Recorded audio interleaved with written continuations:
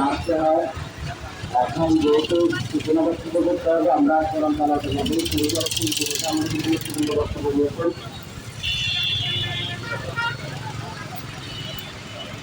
এই যারা ছবি তুলবেন তারা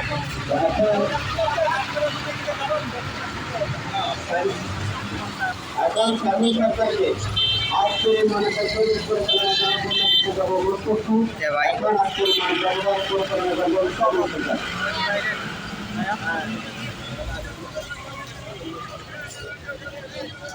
আমাদের মধ্যে এই মুহূর্তে বক্তব্য নিয়ে আসছেন ইসরাত ভাই। তিনি নারায়ণগঞ্জ মহানগর যুবদল নেতা এবং বাংলাদেশ জাতীয়তাবাদী মুক্তিযুদ্ধ প্রজন্ম দলের নারায়ণগঞ্জ জেলা সভাপতি ছিলেন। এই মুহূর্তে আমাদের বক্তব্য দেওয়ার জন্য